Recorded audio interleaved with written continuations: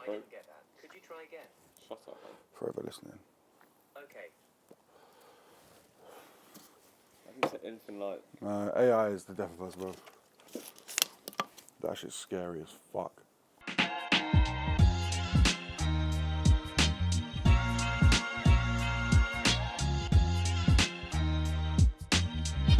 Hello, ladies and gentlemen, and wagwan. I've been bitten by mosquitoes. It's a beautiful summer's afternoon here in sunny Edmonton. I'm actually on holiday at the minute because I don't live here no more, so this feels like a shoot away. Yeah, today we're making terbiyesiz tavuk, which means rude chicken. Yeah, and whilst traveling for the book, I found this recipe in a place called Urfa, which is in the south, that like borders Syria, influences from the Middle East. But I was walking through on my ones, fanny pack, shorts on, looked like a big German tourist, a little bit sunburnt, and there's this smell in the air, and I was like, raw, like a dog. What's that smell? It smells like yakitori. Went into this kebab shop that specialises in this hand-chopped kofta, but also had this thing on the menu called terbiyesiz tavuk. One thing led to another, conversation happened, and he was like, it's called dirty because of the way it's marinated. That was my introduction. Let's get into the recipe. We have chicken thighs, skinned, deboned, or as my dad calls them, chicken fries. There's about 10 in here, right? Now, the reason it's called rude chicken is because of the way it's marinated. So there's some basic Turkish things, but then there's other things that make no fucking sense. So we're gonna go in with 2 grated onions. Now, the Turks believe that the enzymes in an onion break down the flesh and help marinate. It's often used on lamb in Turkey, but for this one, it's going on some chicken.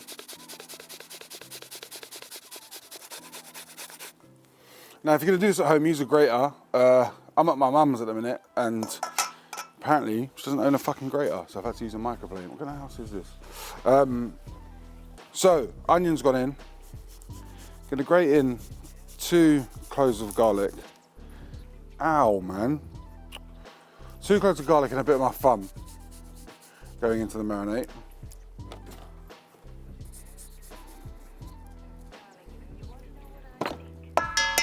So, onions and garlic in. Next, milk, right? Milk, again, is to tenderize, it's to break down enzymes, it's to make soft chicken, yeah? Turks use milk. In India, you often go and it's yogurt, but like the dairy helps to break down, but also penetrate. Again, now thinking about this, it's on the brine side, right? We're brining this chicken in milk and aromats. The next thing to go in that makes no fucking sense in Turkey at all is soy sauce. Now, this gives saltiness and the smell of yakitori that was in the air, but also gives it like the ability to caramelize and char and have like deep flavors, yeah? And then you just want to go in with some chili flakes. This is 2 tablespoons of pul biber. Give it a mix. This isn't a quick marinade, I'm not gonna lie. This is an overnight job, yeah? Minimum 8 hours. We want the milk to do its bit, the soy sauce to season, the enzymes in the garlic and the onion to break down proteins. It's not a fast one, it's overnight love and care, right? So I did some last night, and I'm just gonna plonk this in the fridge. And then all you gotta do is skewer.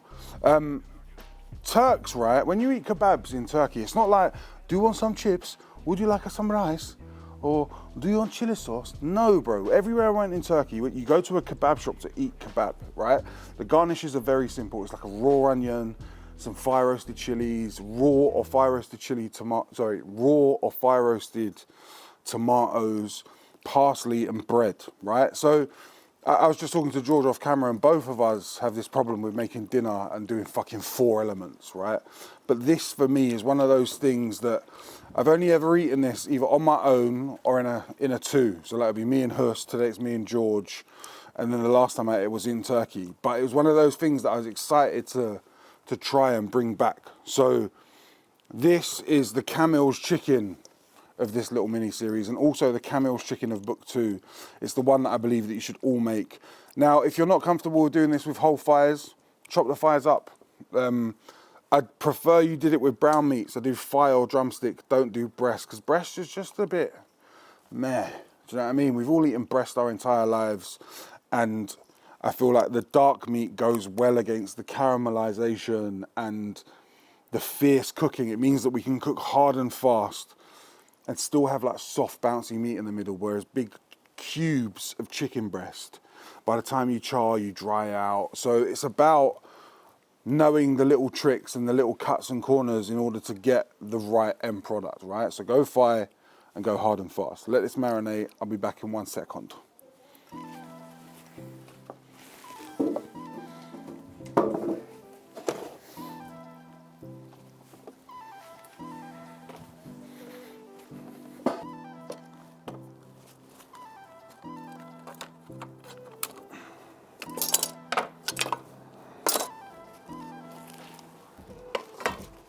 I'm over here now. Follow me. I'm over here now. The sun's out, and George didn't bring a hat in the shadows, and I can't do this with the sun. So George has had to move innit, because he's an absolute dick. Here's one that I marinated yesterday, right? Yakitori.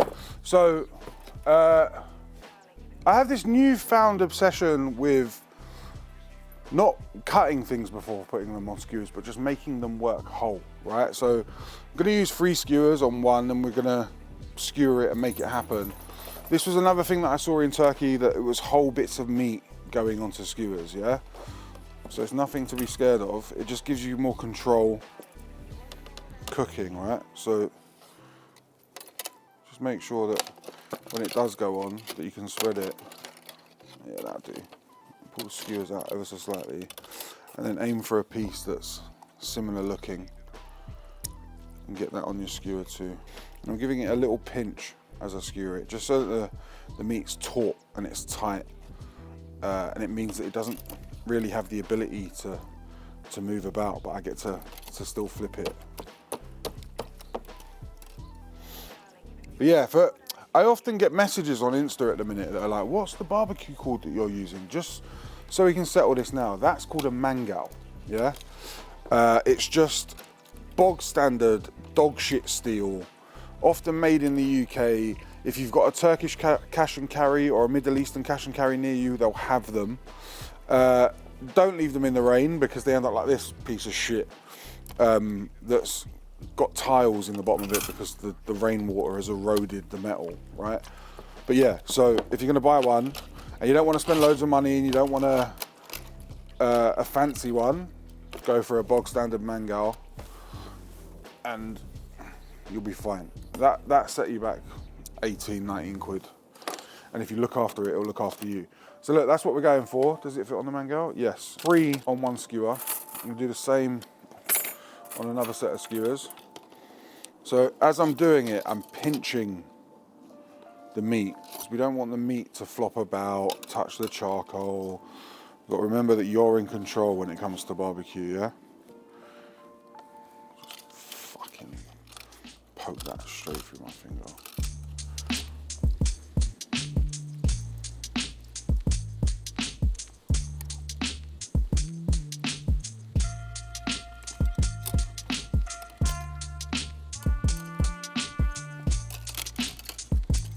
And at first, this is really fiddly and quite difficult to get your mind around, but once you've done it a couple times, it makes sense. And it's just about getting the meat on and just being in full control. I don't really know how the soy sauce ended up in Turkey. I think it's the influx of like sushi restaurants popping up in like places like Istanbul, and Turks celebrating different ingredients, which isn't often a thing in some countries. Like Turks, like the Italians, are very driven in their cuisine and what they cook and what food represents them. But it was an interesting conversation to have with a kebab shop owner. If you're ever in Urfa, go to Durak Kebab Salono. This is where I learned how to make this one, and his son sat with me, laughed at the amount of food that I ordered, and then when I said that I was a chef and I do YouTube, etc., etc., his dad came out, who's the owner of the place, and sat and spoke with me, and it was just a really cute time and conversation and learning new things about a culture that I thought I knew about. Do you know what I mean? And he was just like, we've been doing it this way because this is the way we were shown, and it happened. Loads of different people make it, but this was the place to eat it in. Anyway, soy sauce. We've got some olive oil going over the top, right? Now I'm gonna go easy on the salt because soy sauce is quite salty, but I want exterior salt. I'm gonna do the same on both sides. If you don't put oil on this, it doesn't really char as well as it should. The oil helps bring up the soy sauce to a temperature where it's almost starting to burn, and that essentially is what you're getting in charred flavor, is burnt soy sauce. Now, my barbecue, actually, just before that, I've got two more things that I want to do. I just want to skewer up some cherry tomato, just as garnish. We'll do some cooked and we'll do some raw, but Turks love a fire roasted tomato with grilled meats. It's just one of the things that no matter where you go, there's always a little plate of raw onions, fire roasted tomatoes and chilies. That's like the go-to when you're eating kebab in kebab country. I'm going cherry tomato because they're just sweeter, more delicious, more flavor. I enjoy eating them. I like the way they cook really quick. They cook really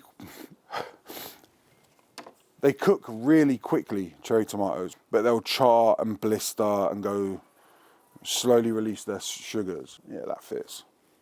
Cherry tomatoes. And then the last thing I want is the ability to control heat. I want like to break the flavors on my palate with chilies. And we're going to go a couple reds because in that part of Turkey, red chilies are everywhere. And then some green chilies. As I said, I was in the south of Turkey when I ate this one. The one thing that I saw straight away there was no loaves of bread. The bread was immediately lavash. You were served lavash with breakfast. It was lavash with lunch. It was lavash with kebabs. It was one of the things that I was like, fuck, this is essentially lavash country. And it's because it's so close to the Middle East and it borders Syria, and its influences from people crossing over and getting jobs and bringing parts of their home with them, that this was lavash country. So we've got chicken on sticks, chili skewer, tomato skewer. Veg always goes on first. It takes the longest. We want to blister skin, but we also want to cook the innards, right? So I really don't like really charred chilies. Like when they go black and they're almost like, what's the word? Carcinogenic, is that the word? They almost turn to charcoal. You lose all of the interior texture. Slowly blister them. Hear it? Slow blister.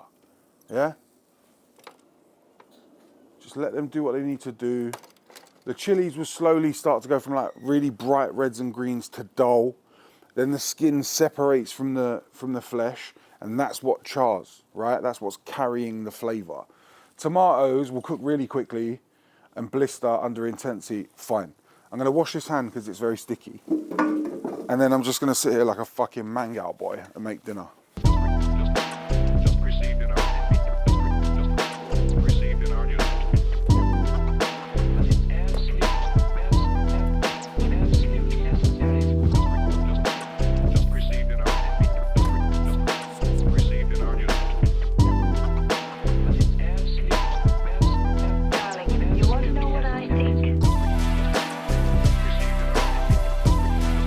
Chili sauce salad. Welcome to my little kebab shop. I'm currently blistering. I packed the chicken quite too hard and it went all over George and he's not happy. So if the rest of the shots are all out of focus, that's why. Chicken goes down, right? Now, where it's over a couple of skewers, it means we can spread, yeah? So everything's cooking, right temperature, right speed.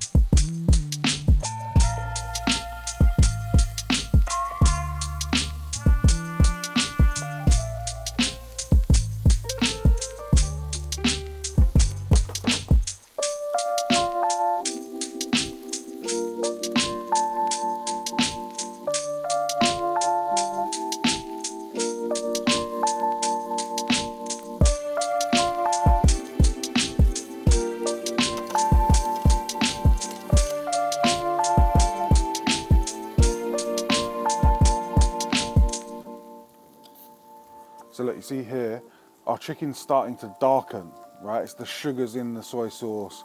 It's also the color in the soy sauce. It's going a nice like brown, suntan, delicious. We're moving at the point of like 70% cooked. Now, one of the most important things about a good barbecue, right, is bread. And I'm gonna show you how to make meat bread. Everyone's like, oh no, raw chicken, oh, we're all gonna die, especially my sister. Alev is the fucking worst. She's scared of chicken. My sister's got a chicken phobia, yeah? Now, I'm gonna take a couple lavash, maybe 3. I'm gonna put them on the tray that the raw chicken was on with the marinade, yeah? My dad's done this for fucking centuries, cuz. Ancestral, yeah? Lineage. Look, salmonella bread, yeah? Unfortunately, if you want kebab shop bread, this is what you have to do. Rub it into your marinade, yeah?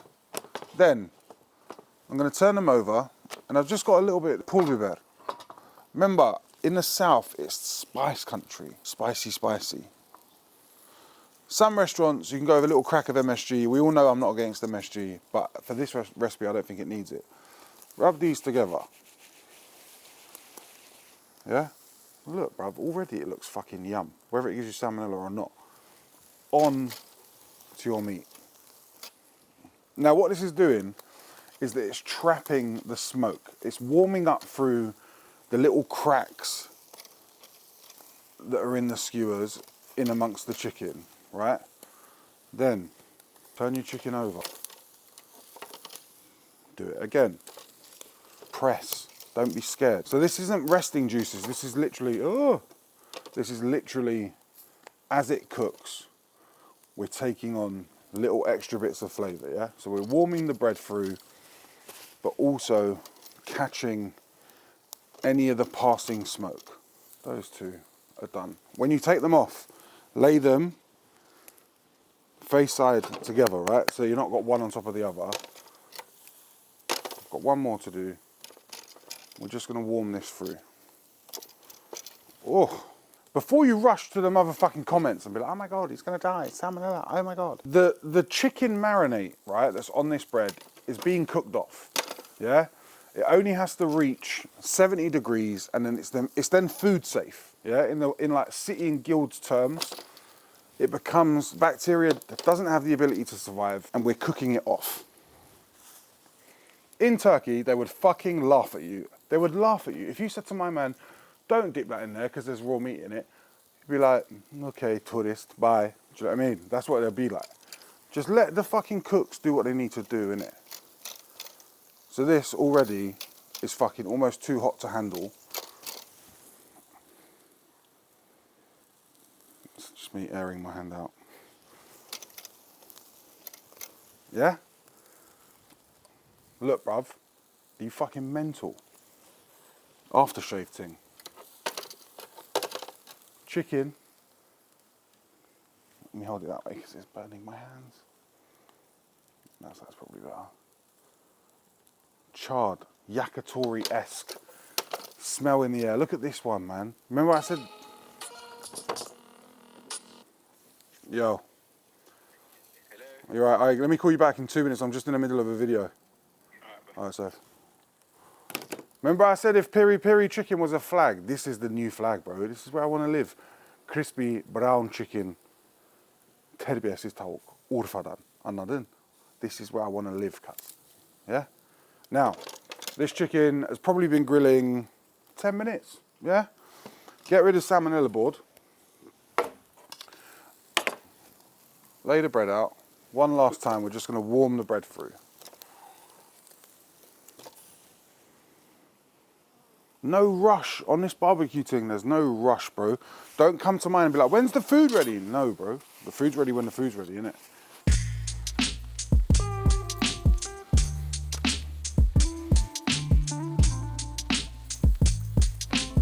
And then all you got to do is lay the motherfuckers down.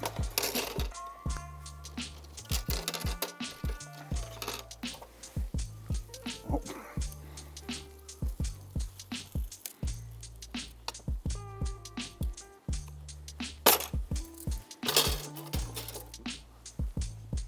Look at that, a little Brazilian of tomatoes, yeah? You know what all you men are refer to, and ladies we're in for reference to. Chilies on top. I want a little bit of parsley just to nestle in this corner. If you want to build a wrap, you can, right? Fucking sun parsley, but the parsley's been in the sun all day. And then lastly, in true Turkish fashion, no chopping board, bareback. I'm just going to cut this onion.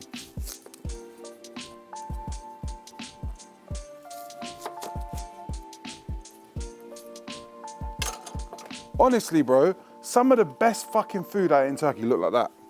It was just like, we cook this and this is the way we cook it. You can't come here and tell us nothing else. Yeah? Done. Terbiyesiz tavuk. If you rock up to a barbecue with this, yeah? Hi guys, just made some terbiyesiz tavuk from Hassan's new book. People can be like, raw, I'm mad confused. Where's this food from? Buy Hassan's book and you'll find out. That's what it's about, right?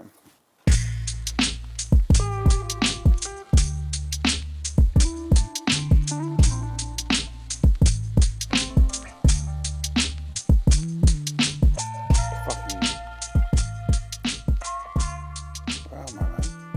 Kyoto or Bodrum? I'm not actually sure.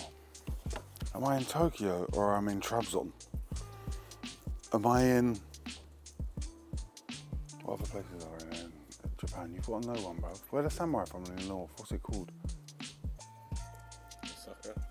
Osaka, or what begins with O in Turkey? I don't know, but there's a place in Turkey called Batman. Google it. Blood, look at this, cuz. Mixed kebab. If I ever opened a kebab shop, this would be a platter for 1, 2, 8 chicken thighs. I could bang that on my own, bro. That's 2 Nando's, bro. What? Anyway, Terbiyesiz tavuk, let's get involved. I know where to start. 1, the plate's too small.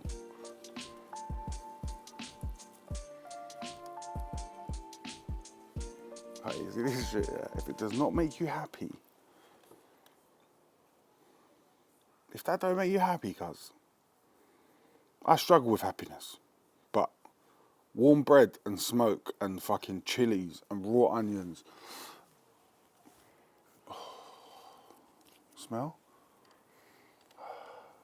You smell it? Just smell that in there. Mental. Absolutely mental.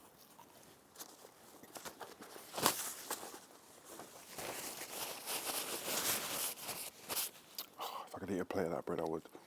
So, we've got salmonella bread on the bottom. Little bits of chicken. That's what we're calling it. We're calling it salmonella bread. Look how fucking soft. This chicken, look man, no resistance, cuz. Pulling apart. That's the onions, the milk, the soy sauce. It's all done its thing. Every time I eat this chicken, it always takes me back to being on my ones in Turkey and just being like bewildered. Bread, salmonella bread, yakitori, tomato,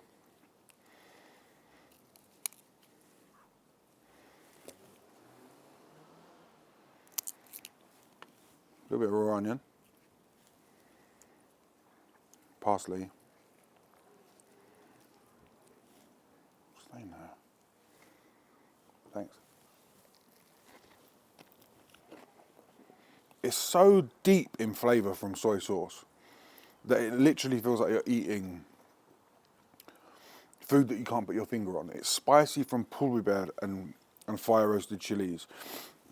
There's also a spice from raw onion. There's cooling from charred tomato.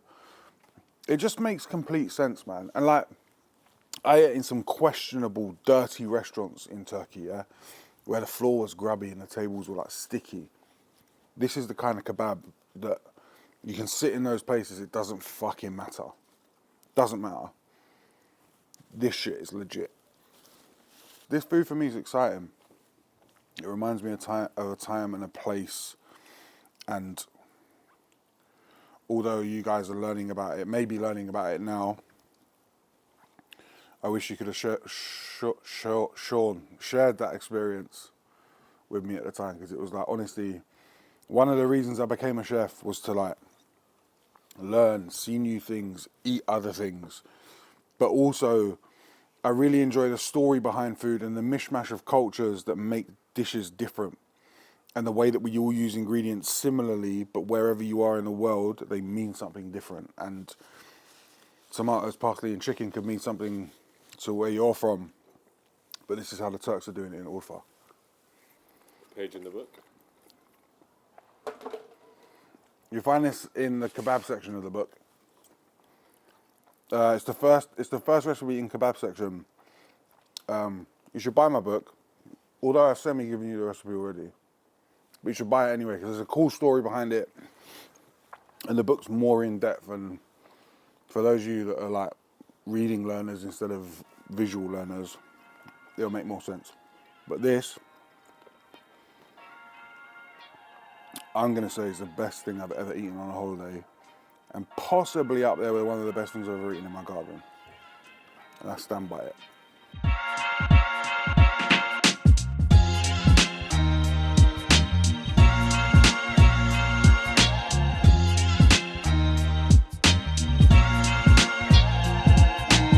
If you don't see me after this, it's because I shit myself to death because of the salmonella bread.